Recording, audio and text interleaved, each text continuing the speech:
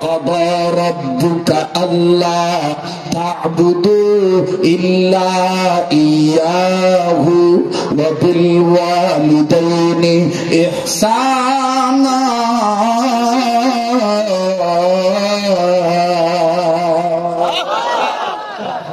তুমি তোমার মা বাবার সাথে ইহসান করো, ভালো ব্যবহার করো, এটাও ইবাদত। ভাইয়া এটা কি ভাইয়া? বউ স্বামীকে মহব্বত করবে, এটাও ইবাদত। স্বামী বউকে মহব্বত করবে, এটাও ইবাদত। এখন আসেন, আপনারা যারা তফসিল বুঝতেছেন একটু ক্লিয়ারেন্স ভাবে একটু জবাব দিয়ে বলেন তো দেখি, একটু ফ্রেশ মন নিয়ে বলবেন, বলেন তো দেখি, ছেলে মেয়ের ক্ষেত্রে আলেম ওলামার চাইতে, নবীর চাইতে, পীরের চাইতে মা বাবার দোয়ার বরকত কম না বেশি? যাদের ইমান পাকা ভালো করে বুঝা জবাব দেন। সন্তানের ক্ষেত্রে, ছেলে মেয়ের ক্ষেত্রে আলেম ওলামার চাইতে, পীরের চাইতে, নবীর চাইতে মা বাবার দোয়ার বরকত কম না বেশি? এখন তো তাইলে পেশটা ভাঙে দেওয়া লাগে, নবীর চাইতে মায়ের দোয়ার বরকত বেশি সন্তানের ক্ষেত্রে। একটু বুঝাই দেন, আমি বুঝাই দিই। উম্মতের আলেমরা আছে, আলেমদেরকে জিজ্ঞাসা করে দেখবেন। আমার ভাইরা, নবীজির একজন প্রিয় সাহাবী ছিলেন যার নাম হযরত আনাস রাদিয়াল্লাহু তাআলা আনহু। সুবহানাল্লাহ বলেন। আনাস রাদিয়াল্লাহু তাআলা নবীজি এত খেদমত করেছেন যার কারণে আল্লাহ তাআলা জিবরিলের মাধ্যমে নবীর কাছে ওহী নাযিল করে বলে দিয়েছেন, আনাসের নাম শুধু আনাস না, আরেকটা নাম আমি আল্লাহ নিজে রাখলাম, তার নাম খাদেমে রাসূল। তার নাম উনি ছিলেন খাদেমে রাসূল। আমরা কি আশিকে রাসূল হতে পারবো না বাবা? উনি ছিলেন খাদেমে রাসূল, আমরা হব আশিকে রাসূল। বলেন না, উনি ছিলেন খাদেমে রাসূল, আমরা হব। আল্লাহ তুমি করো কবুল, বলেন না আমিন। এই আনাস রাদিয়াল্লাহু তাআলা দেখেন কেমন খাদেম রাসূল। সুবহানাল্লাহ, সুবহানাল্লাহ, সুবহানাল্লাহ। নবীর খেদমত শেষ করার পরে নবীকে বলে মার কাছে যায়, আবার মার খেদমত শেষ হওয়ার পরে মায়ের অনুমতি নিয়ে নবীর কাছে আসে। একদিন নবীর কাছ থেকে বিদায় নিয়ে মার কাছে গেছে, শুনতেছেন আপনারা? মার কাছে গেছে, মার খেদমত শেষে নবীর দরবারে আসবেন। পিছন থেকে মা আনাসের হাতটা টান দিয়ে ধরে, বাবা একটু দাঁড়া, তোর একটু ভালো মতন দেখে লই। আনাস কে বাবা? কইলে ইদানিং ইতিপূর্ব তোর চেহারার দিকে দেখছি, কিন্তু এত নূর তোর কপালে দেখি না। এখন যে তোর কপালে নূর দেখি, তোর পুরো অঙ্গ দেখি জলে আর জলে, নূর আর নূর। আনাস কয়, না গো, আল্লাহ রাসূল এই সবে মাত্র হযরত আনাস রাদিয়াল্লাহু তাআলা আনহু বড় হওয়ার পরের কথা বলতেছি। হযরত আনাস রাদিয়াল্লাহু তাআলা বলতেছে, মা গো, আল্লাহর নবী মুহাম্মদ সাল্লাল্লাহু আলাইহি সাল্লাম ওনার চেহারা এত নুরানি, আর নুরানি মানুষের কাছে থাকলে এমনি চেহারা নুরানি হয়ে যায়। সুবহানাল্লাহ। সৎসঙ্গে স্বর্গবাস, অসৎসঙ্গে সর্বনাশ। আপনি 10 দিন বিড়ি করে লেগে চলেন, একদিনও কবুল একটা টান দেন না, কথা কয় কবুল না। আর আপনি আতর না কিনেন, আতরের দোকানে যান, আপনি আতর না নেন, তাও কব যে ভাই ভালো আতর আছে, জোর করে ওটা একটু গড়াই দিবে, কথা কয় না। হযরত আনাস রাদিয়াল্লাহু তাআলা বলতেছেন, মা গো, আল্লাহ রাসূল নূরানি তো, এই জন্য নবীর দরবারে আমি বেশি থাকি আর নবীর সাথে আমি লেগে থাকি, এজন্য আল্লাহ তাআলা হয়তো বা আমার মধ্যে সে নূর দিয়ে দিছে। আচ্ছা জাগা মা, তুমি আর কি বলবা বলো। বাবা তুমি আইবা আবার কবে? আনাস বলতেছে, মা গো, আল্লাহ যদি বাঁচায় রাখে আমি এতদিন পর আসবো, ওই দিন আসবো। তো তৎকালীন সময় এরকম কাগজ কলম আসিল না, চামড়ার টুকরা, হাড্ডির টুকরা, গাছের পাতা। আব্দুল্লাহ ইবনে মাসউদ রাদিয়াল্লাহু তাআলা আনহু লেখেন যে ওই সময় এই লেখকগণ কোন কথা লিখে রাখলে তখন হাড্ডির টুকরায় লিখে রাখতেন, চামড়ার টুকরা লিখে রাখতেন। হযরত আনাসের মা সুন্দর করে নোট করে রাখলেন, এই দিন আমার পোলা আনাস আইব। আনাস কয়, মা গো, এতদিন তুমি নোট করো নাই। বাবা তোমাকে এখন যত দেখি ততই কেমন জানি কলিজার মধ্যে ভালো লাগে, শান্তি লাগে, শান্তি লাগে। নবীজির বরকত তুমি পাইতেছো বাবা, এই জন্য আমি তারিখটা লিখে রাখলাম, যদি এবার মরিয়া যায়। আল্লাহু আকবার। মুসলমান ভাইরা আমার, বন্ধুগণ, সাহাবী আনাস নির্ধারিত তারিখে নির্ধারিত সময়ে যখন আমার বন্ধুগণ মায়ের দরবারে আসলেন, বাজানো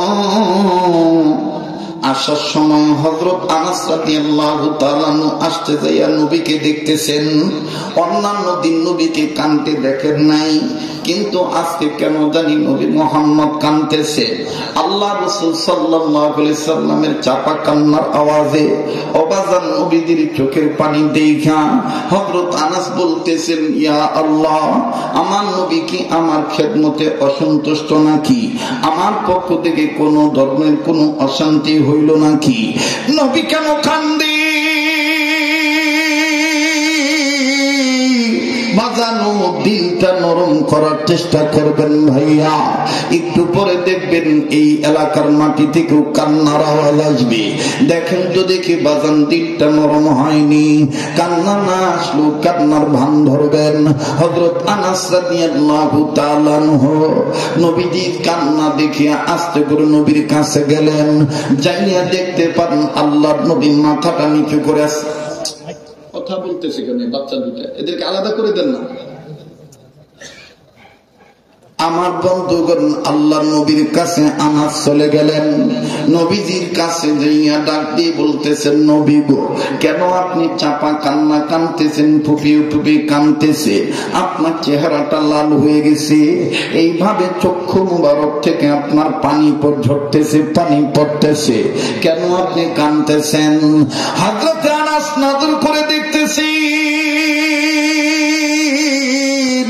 আমার বন্ধুগণ আল্লাহর নবী আনাসের কোন কথার উত্তর দিচ্ছেন না, কিন্তু পেটের মধ্যে কি যেন বান্দা বান্দি করতেছে।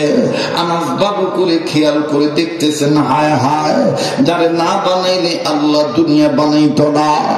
যার মা নাই বাবা নাই, এই তিন নবী মুহাম্মদ কেমন জানি ছোট্ট ছোট্ট পাথর পেটে বানতেছে। হযরত আনাস আমার বন্ধুগণ আরো বিমোহিত হয়ে গেল, চিন্তিত হয়ে গেল। চিন্তিত হইয়া কাছে যায় বললেন, প্রাণের নবী গো, আপনি কেন এইভাবে পেটে পাথর বানতেছেন? আমার একটু বলেন তো দেখি। আমার নবী ডাক দিয়ে বললেন, আনাস রে, আমি পেটে কেন পাথর বান্ধি এইটা যেহেতু তুমি আমার জিগাইলা রে আনাস, তুমি শুনে নাও। আনাস, আগে আমারে তুমি একখান ওয়াদা দাও, এই পেটে পাথর বান্দার খবর তুমি কারো কাছে বলবা না। বলে, কেন গো নবীজি? নবী আমার কান্দার ডাক দিয়ে বললেন, আনাস রে, বিশেষ করে আমার মা কন্যা ফাতেমাতুজ জোহরা যেন না জানে, আমার নাতি হাসান আর হুসেন যেন না জানে। এইভাবে বাজার নবীজি কাঁদতেছেন আর ডেকে ডেকে বলতেছেন, আমার সাহাবীরা যেন না জানে। তার মানে আনাস, আমার পেটে পাথর বান্দা, এইটা যদি আমার প্রিয় সাহাবীরা রুহানি সন্তানরা যাবে, অনেক সাহাবীরা জীবন দিয়ে শহীদ হয়ে যাবে। ওগো নবীজি, আগে বলেন আপনি কেন পেটে পাথর বানতেছেন? বলেন না। আল্লাহ নবী কান্দা ডাক দিয়ে বললেন, আনাস রে, আজ কয়েকদিন যাবত আমার বাড়ির চুলায় আগুন ধরে না। আমি মুহাম্মদের ঘরে কোনো খাদ্য নাই, আমি মুহাম্মদের পেটে কোনো খাবার যায় না। আরে ক্ষুধার যন্ত্রণা নিবারণের জন্য আমি নবী মুহাম্মদ আমার পেটে আমি ছোট ছোট পাথর বানতেছি রে আনাস। আনাস ডাক দিয়ে বললেন, ইয়া রাসূলুল্লাহ, মনে যদি কিছু না নেন গো নবীজি, আমি কি পেটে পাথর বান্দার অনুমতি পাইবনি? নবী আমার বললেন, আনাস, তুমি সুন্নত মনে করে পেটে তুমি পাথর বানতে পারো, বলো না, বানতে পারো, বাধা নাই।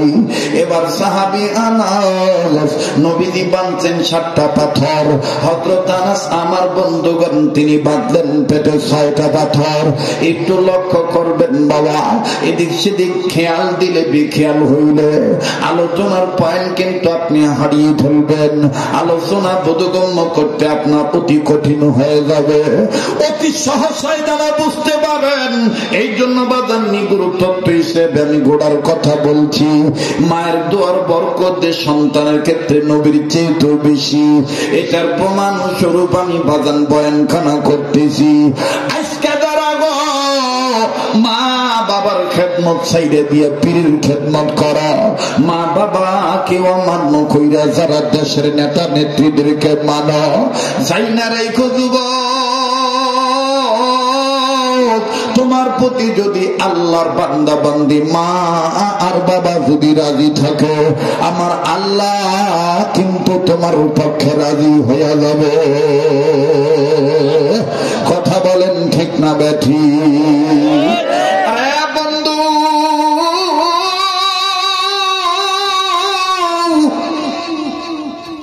দুনিয়ায় যাদের মা নাই তাদের মতন বড় দুঃখী বড় অভাবী আর কেউ নাই। দুনিয়ায় যাদের বাবা নাই তাদের মতন বড় দুঃখী আর কেউ নাই। আমার বন্ধুগণ, কারা গো মা হারায় বাবা হারায় বলছে, একটু লক্ষ্য করবেন বন্ধু।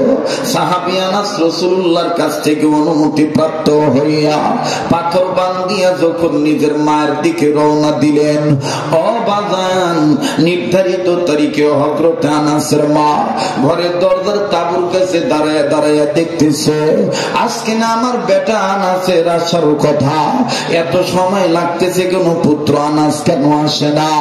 হঠাৎ করে মা নজর করে দেখতে পায় সাহাবী আনাস আসতেছে, তবে অন্যান্য দিনের মতন হন হন করে আসে না, কেমন জানি আস্তে ধীরে হাঁটতেছে। আর বেটা আনাসের চেহারাটা কেমন জানি শুকনা দেখা যায়, চোখের নিচে কালো দাগ পড়ে গেছে, আর কেমন যেন কুজার মতন বাঁকা হয়ে হাঁটে, পেটে বারবার বাম হাত দিয়া দিয়া হাঁটে। হযরত আনাসের মা আল্লাহকে ডাক দিয়ে বললেন, আল্লাহ গো, আমার বেটা বুঝি খায় নাই, আমার বেটা মনে হয় ক্ষুধার্ত। ও বাজান, বনে থাকে বন বাদুরি, বাচ্চা চলে তার বুকে,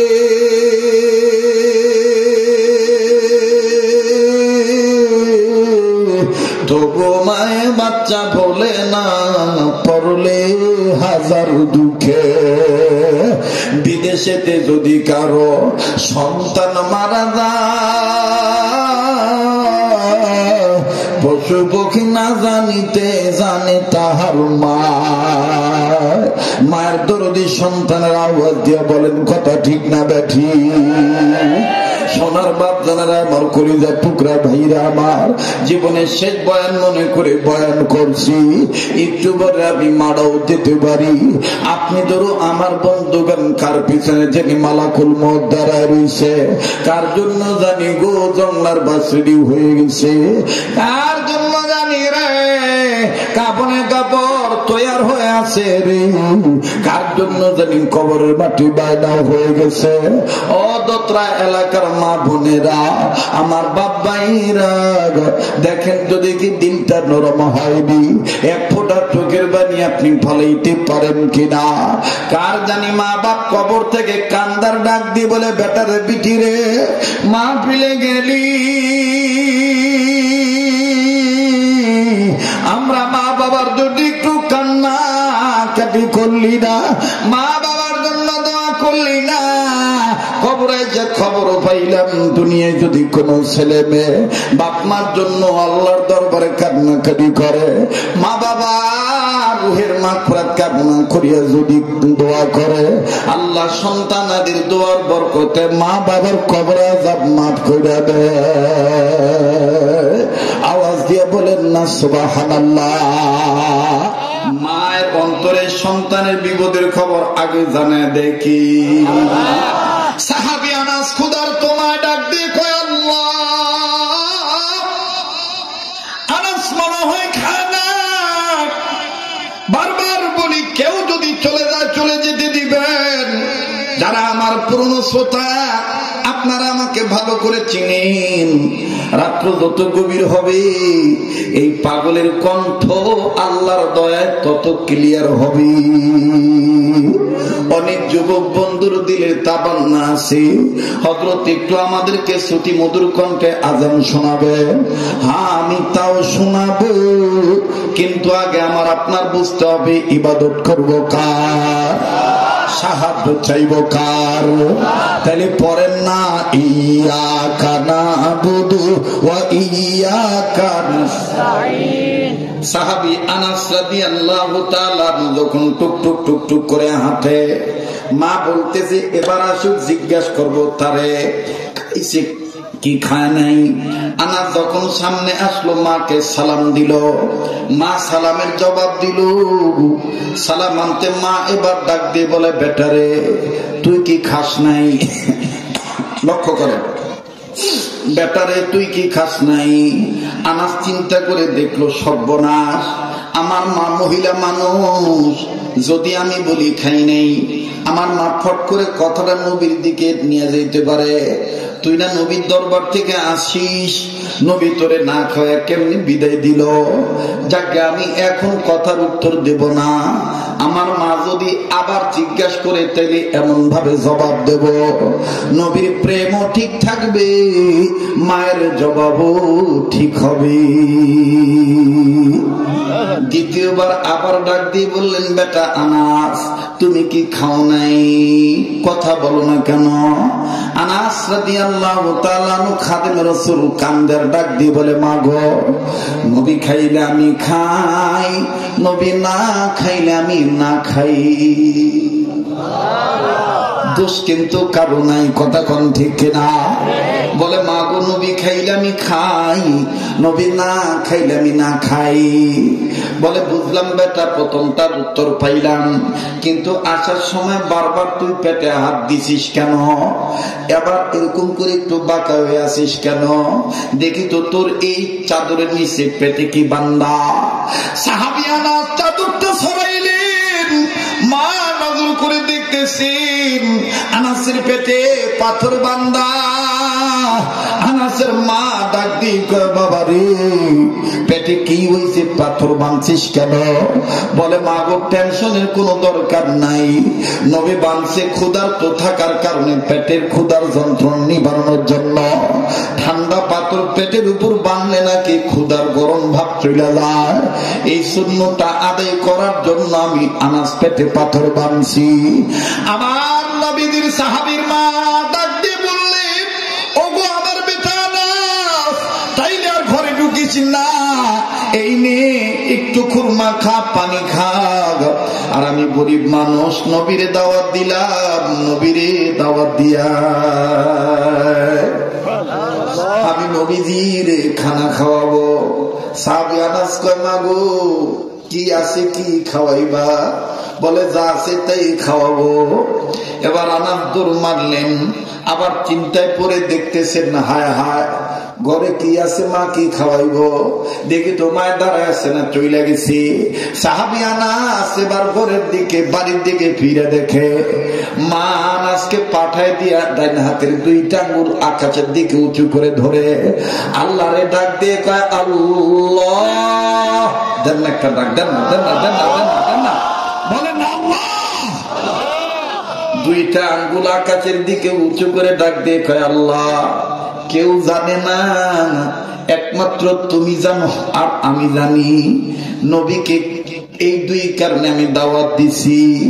আনাস কয় সুবহানাল্লাহ, আল্লাহ গো তোমার বান্দি দেখি তোমার সাথে কথা বলে, ভালোই হলো আমি হাবিবুল্লাহর খেদমত করি আর আমার মা আল্লাহ তাআলার সাথে কথা বলে। এবার বাজান আনাস রাদিয়াল্লাহু তাআলা নবীর কাছে চলে গেলেন। নবী ডাক দিয়ে কয় আনাস এতদিন গেছো, এত রিসেন্টলি আসো নাই, আজকে গেলা আর তাড়াতাড়ি আসলা বুঝলাম না। বলে নবী গো আমি যে পেটে পাথর বাঁধছি, আপনি যে ক্ষুধার্ত, আমার মা বুঝে ফেলছে, আমি জানাইছি। কি হয়েছে এখন? ডাক দিয়ে বলে আমার মা আপনাকে দাওয়াত দিছি, আপনাকে একবেলা খানা খাওয়াবে, আপনার আপনাকে দাওয়াত দিছি, মা জিজ্ঞেস করতে পাঠাইছে আপনি দাওয়াত কবুল করছেন কি করেন নাই। নবী বললেন, আনাস তোমার মায়ের যায় বইলে দিও মুহাম্মদ রাসূল দাওয়াত কবুল করছে, তবে শর্ত দিছি। আনাস বলতেছেন, হযরত কে আসার থায়, হযরত কি শর্ত বলেন তো দেখি। নবী বলতেছেন, আনাস তোমার মায়ের যায় বইলে দিও মুহাম্মদ রাসূল দিনের বেলায় তোমাদের বাড়িতে আসবে না, পূর্ণিমার চাঁদ যখন আকাশে উঠবে যেই রাত্রি, ওই রাত্রি বেলায় তোমাদের বাড়িতে নবী দাওয়াত খাইতে যাবে। আনাস বললেন, ইয়া রাসূলুল্লাহ ইয়া হাবিবাল্লাহ, আমার সামনে কত মানুষ আপনাকে দাওয়াত দিছি, আপনি শর্ত দেন নাই। আজকে আমার মা আপনাকে বড় আশা করে দাওয়াত দিছে, আপনি শর্ত দিলেন পূর্ণিমার চাঁদ উঠলে যাইবেন, বুঝলাম না। নবী বলতেছেন, তোমার মায়ের যাইয়া তুমি আমার এই শর্তের কথা বইল, জবাব তোমার মা দিয়ে দিবে। আর সাহাবী আনাস বললেন, নবীজি এখন বুঝতে পেরেছি, আসার সময় মায়ের দেখেছি আমার মা দুইটা আঙ্গুল আসমানের দিকে উঁচু করে আল্লাহরে ডাক দিয়ে আঙ্গুল দেখায় দেখায় কথা কয়, বলে আমি কিচ্ছুই বলবো না, যা বলার তোমার মায় বলবো, তুমি শুধু আমার শর্তটা বইলে দিও, পূর্ণিমার চাঁদ ওঠার পরে যাবো। সুবহানাল্লাহ বলবেন না? কষ্ট হইতেছে? হ্যাঁ, দোয়া করে দেব।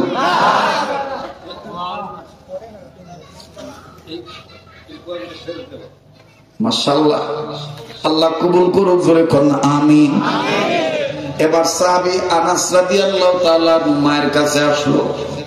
পয়েন্ট ভুলে যাবেন না, মনে আছে কিনা জানি না, সন্তানের ক্ষেত্রে মায়ের দোয়ার বরকত নবীর চাইতে বেশি, এটা মনে আছে তো? দেখেন কেমনে বেশি। সুবহানাল্লাহ সুবহানাল্লাহ। সাহাবী আনাস যখন মায়ের কাছে আসলেন, মা ডাক দিয়ে বলতেছেন, বেটা মুহাম্মদ রাসূল কি তোমার দাওয়াত কবুল করছে নাকি আমাদের দাওয়াত? আনাস বললেন, মা গো, নবী দাওয়াত কবুল করছে ঠিক, তবে শর্ত দিছি নবী দিনের বেলায় আসবে না, পূর্ণিমার চাঁদ ওঠার পরে রাত্রি বেলায় আসবে। আনাসের মা কপাল থাপড়ায় আর জবান দিয়া কয়, আল্লাহু আকবার। আনাস রে, আমার মনের খবর নবী জানলো কেমনে? একটু জোরে কন্যা সুবহানাল্লাহ। ও দেখলা নবী পাগল হবি, দেখলা নবী, জোরে দেখলা নবী পাগল হবি, দেখলা নবী পাগল হবি, পারবি না পারবি না উম্মত সইতে পারবি না, তোর আমার আপন যিনি ঘুমায়াছেন মদিনা, তোর আমার আপন যিনি ঘুমায়াছেন মদিনা। সুবহানাল্লাহ বলে। নবী গায়েবের মালিক না, গায়েবের মালিক কে? তবে আল্লাহ যদি নবীরে গায়েব জানায়, কেউ ধরে রাখতে পারে? এবার আনাস কয়, মা কয়, আনাস আমার মনের খবর নবী জানলো কেমনে? কয়, কি মনের খবর মা গো? কয়, আমার মনের ভিতরে দুইটা গোপন কথা আল্লাহ জানে, আমি আল্লাহরে কইছি, আল্লাহ আমি দুই কারণে নবীরে দাওয়াত দিছি। নাম্বার 1, দুনিয়ার সবাই কয় মুহাম্মদের চেহারা অনেক সুন্দর, এই জন্য আমি আল্লাহরে কইছি, আল্লাহ এতিম নবী যদি আমাদের বাড়িতে কখনো আসে, এই বাচ্চাগুলোর কি তো থামানোর কেউই নাই?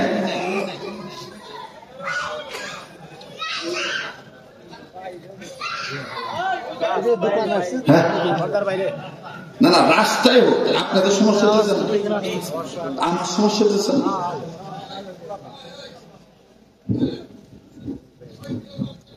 মুসলমান ভাইরা একটু আমার সাথে বলেন, আউযু বিল্লাহি মিনাশ শাইতানির রাজিম। কারণ শয়তান কিন্তু চাইবো না যে কোর্সটা কমপ্লিট ভালোভাবে সুসম্পন্ন হোক, কথা কয়। শয়তান কিন্তু চাইবই একভাবে না একটু ঝামেলা পাকান যায় কিনা। এজন্য শয়তানের কাছ থেকে আশ্রয় কার কাছে চাই? তো বলেন আমার সাথে, আউযু বিল্লাহি মিনাশ শাইতানির রাজিম। এবার জোরে কোন আল্লাহু আকবার, আবার কোন আল্লাহু আকবার। সাহাবী আনাসের মা কয়, বাবা আনাস, আমি আল্লাহরে কইছি, আল্লাহ দুনিয়ার সবাই বলে মোহাম্মদ নবীর চেহারা অনেক সুন্দর, তাই আল্লাহরে কইছি, আল্লাহ আমার নবী মোহাম্মদ যদি আমাদের বাড়িতে আসে, দাওয়াত কবুল করে, তাহলে নবীর দিনের বেলায় আনবা না, পূর্ণিমার চাঁদ যে রেতে উঠবো ওই রাত্রে নবী আসবে, একদিক দিয়ে নবীর চেহারা দেখবো, আর একদিক দিয়ে পূর্ণিমার চাঁদ দেখবো, কোনটা বেশি সুন্দর এটা আমি নিজে নির্বাচন করব। ও না, আজকে পূর্ণিমার চাঁদ উঠবো, আমি মাস হিসাব করে রাখছি, মুরব্বীরা এটা হিসাব করে রাখে না, কোন দিন অমাবস্যা রাত্র আর কোন দিন হইলো পূর্ণিমার চাঁদ উঠবে, এটা তো হিসাব আসছে নাকি? মা দ্বিতীয়টা, দ্বিতীয় হইলো সবাই জানে, আমিও জানি, তুইও জানো, বিশ্বাস করি নবী মোহাম্মদ কারো জন্য কোন বিষয়ের জন্য দোয়া করলে হাত উঠাইতে হয় না, আল্লাহর কাছে কইতে দেরি, আল্লাহ কবুল করতে দেরি করে না। তুই আমার পোলা, তো দুনিয়ার কোন মা পোলা বলেন মুখ সুখ না দেখলে ঠিক থাকা পারে না, এর পেটে পাথর বাঁধছ, আর যেন জীবনে পেটে পাথর বাঁধতে না হয়। তুই গরিব মানুষ, আমিও গরিব মানুষ, এজন্য নবী আসবো, নবীর হুকুম, ইয়া রাসূলুল্লাহ আপনি আমার পোলা আনাসের জন্য একটু ধনী হওয়ার দোয়া করবেন। আপনি যখন দোয়া করবেন আল্লাহর কাছে, আল্লাহ আমার আনাসের ধনী বানায় দাও, আল্লাহ তখন আপনার দোয়া কবুল করবো, আল্লাহ আনাসের ধনী বানায় দিব।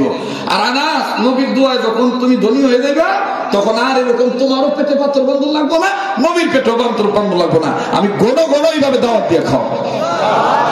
এই দুই কারণে নবীরে দাওয়াত দিছে, আর এই দুই কথাটাই আল্লাহরে কইছি, কাউকে কই নেই। তো নবী জানো কেমনে?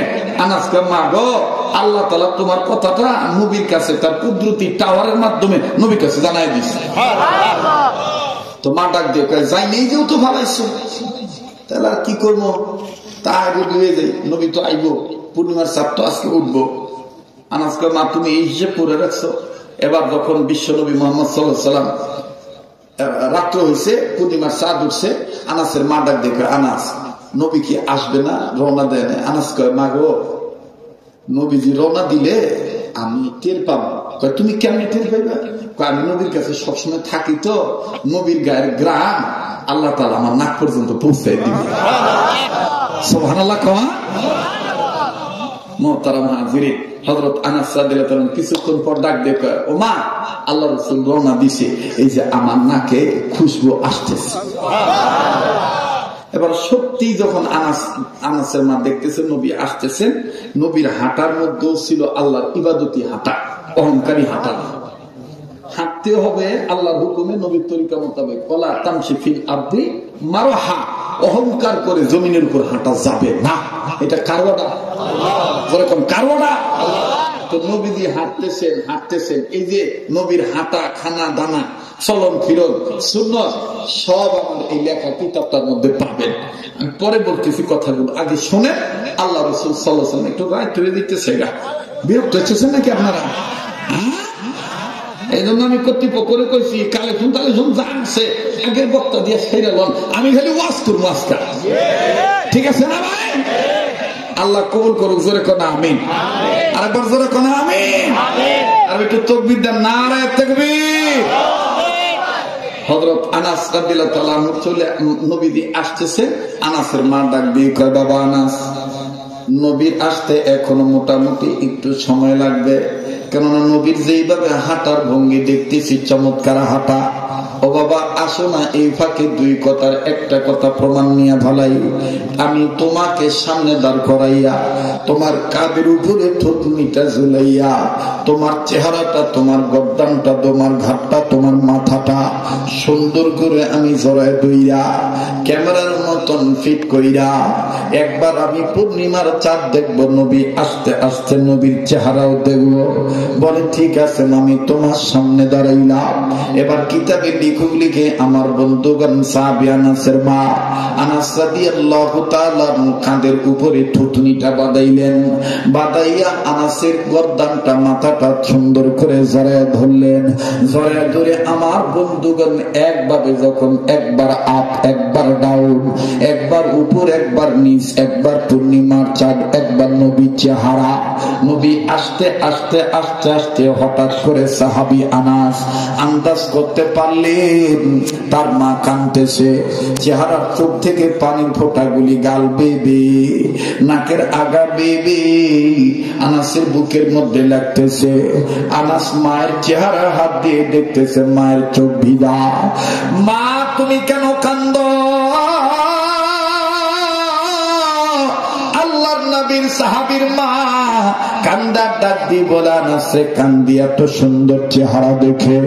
কান্নার কারণ হইল যে সুন্দর চেহারা জানতে পেরেছি, শুনতে পেরেছি এই সুন্দর চেহারায় মশা মাছি পড়া পর্যন্ত হারাম, কিন্তু এই সুন্দর চেহারাটার মধ্যে কেমনে গো তাই ফের ছেলেরা পাথর মারছিল। এরা কি জানতো না আমার নবীর মা নাই, বাবা নাই? এই নবীর এই সুন্দর চেহারা দেখে আমি কাঁদতেছি। অগমা এখন বলো তুমি কোনটা বেশি সুন্দর দেখলা?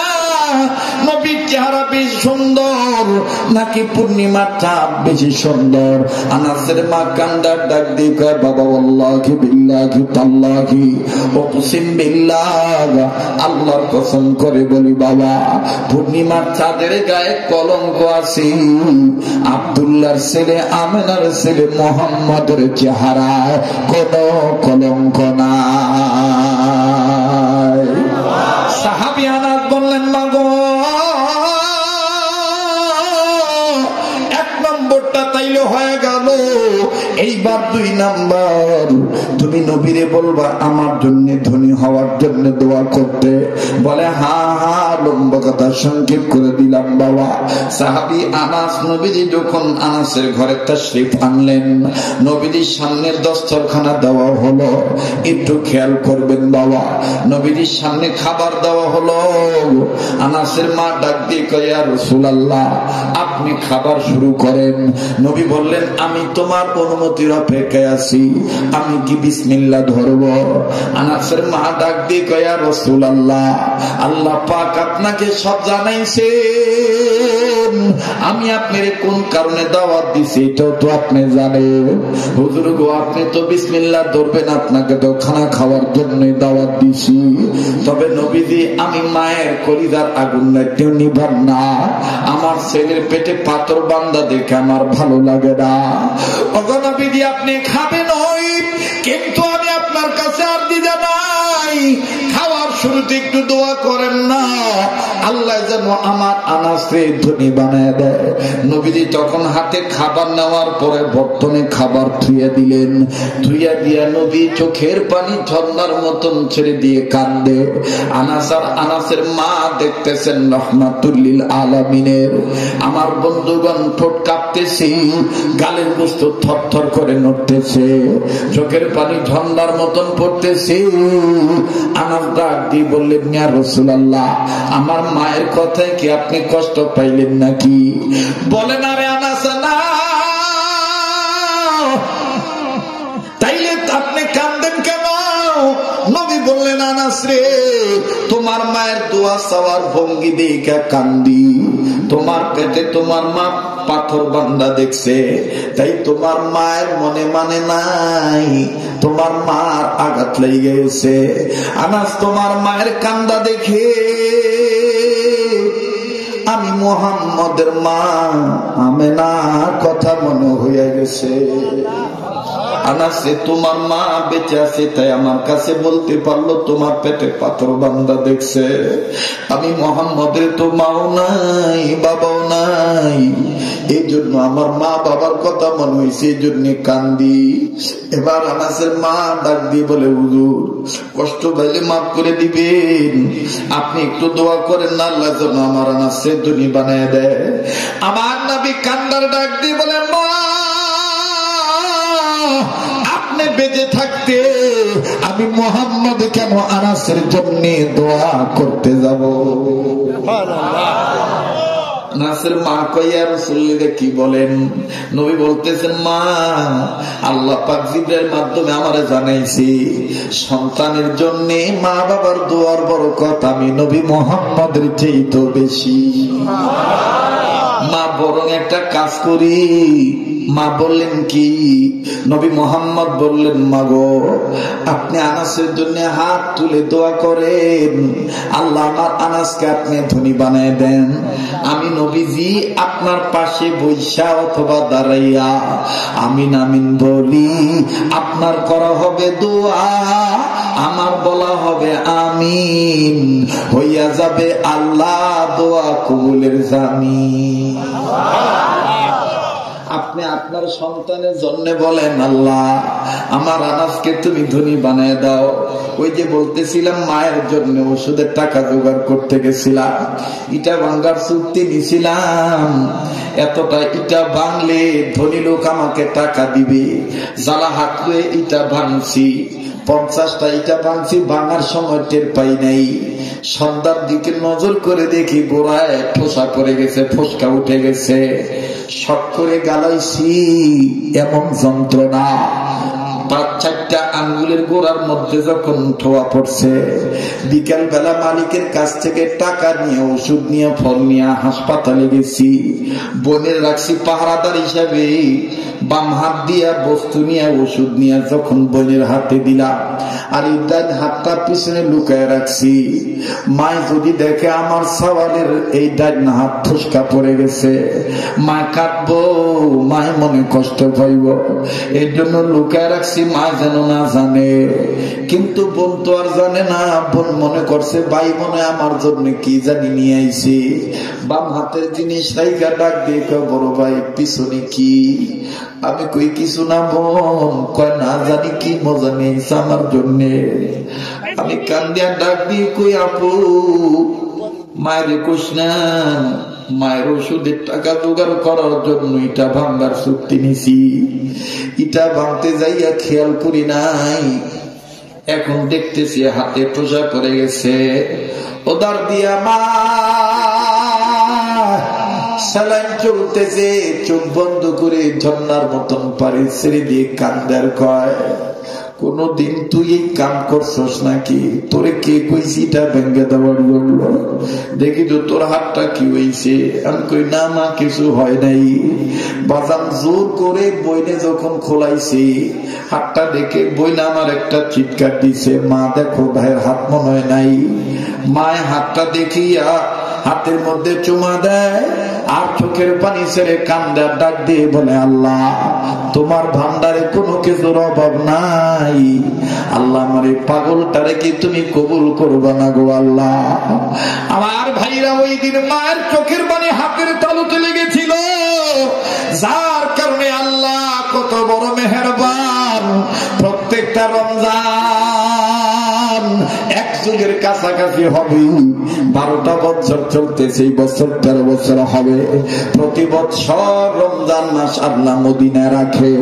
সোনার মদিনায় আমি থাকি রে বন্ধু। মসজিদে বেলালের পাশে আমাদের একটা হোটেল মাতাম। আমার বন্ধুগণ মাজারা, খেজুরের বাগান, লিজ নেওয়া আছে, চুক্তি করা আছে। আরে বন্ধু, মায়ের দুয়ার বরকত, তাই বলছি অবহেলা করবেন না। সেই হাতটা দিয়া বারবার কাবা ধরি, এই হাত উঠায় আপনাদেরকে নিয়ে দোয়া করবো এক্ষুনি কিছুক্ষণের মধ্যে। বাজান ওয়াদা দিচ্ছি ভুলবো না, আপনাদের জন্য রমজান মাসে রাসূলুল্লাহ রওজা পাকে সালাম পৌঁছে দেব ইনশাআল্লাহ। আপনাদের পক্ষ হইতে নবীজির দরবারে নবীজির রওজা শরীফে সালাম পৌঁছাবো। আপনারা আমাকে ওয়াদা দেন ভাইয়া, বন্ধু, বাবা, রমজানের সময় ইফতারি করার আগে দোয়া কবুল হয়, ওই সময় আমাকেও আপনারা ভুলবেন না। আপনারা আমার জন্য দোয়া করবেন, আল্লাহ যেন আমার মাফ করে দেয়, আমার উপর যেন আল্লাহ রাজি থাকে। পারবেন তো ইনশাআল্লাহ? আমি আপনাদের জন্য দোয়া করব, আপনারা আমার জন্য দোয়া করবেন। এখন আমি একটু ওয়াদা নিতে চাই বন্ধু। এই বারংবার কাবা ধরা হাত, ওলি আল্লাহর হাতের সাথে লাগানো হাত, এই হাতের সাথে হাত উঠাইয়া ওই মা বাবার জন্য, নিজের জন্য, দেশের জন্য, দোষের জন্য, আমার ভাইরা, পড়োশি, প্রতিবেশী, কবরবাসী, সবার জন্য এই পাগলের হাতের সাথে হাত উঠে দোয়া করে যাবেন ইনশাআল্লাহ। কাদের নিয়ত আছে একটু হাত তুলে দেখান তো দেখি। নারায়ে তাকবীর। হাত নামান বাজান। এবার সাহাবী আনাস বলেন, ইয়া রাসূলুল্লাহ, আমার মা দোয়া করলে কি আমি ধনী হয়ে যাব? বলে, তোমার মায়ের দোয়া করতে কো, আমি আমিন আমিন বলি। এবার আল্লাহর নবীর সাহাবীর মা আনাসের মা আল্লাহর কাছে হাত তুলে বললেন, আল্লাহ, আমার আনাসকে ধনী বানায় দাও। ওদিক দিয়া আমার নবীজি আনাসের মার যখন ধনী বানানোর কথা শেষ হইয়া যায়, নবীজি বলে আমিন। আবার বলে, আল্লাহ, আমার আনাসকে তুমি ধনী বানায় দাও। নবী বলেন আমিন। আনাসের মা আবার বলেন, আল্লাহ, আমার আনাসকে ধনী বানায় দাও। নবী দ্বিতীয়বারও বললেন আমিন। আনাসের মা হাত গুটাইলেন, দোয়াইতে টানলেন। নবীজি আনাসের জন্য স্পেশাল ভাবে বললেন, রব্বানা আতিনা ফিদ দুনিয়া হাসানা। জানা নাই আয়াতটা? তো পড়েন না, রব্বানা আতিনা ফিদ দুনিয়া হাসানা ওয়া ফিল আখিরাতি হাসানা ওয়া কিনা আযাবান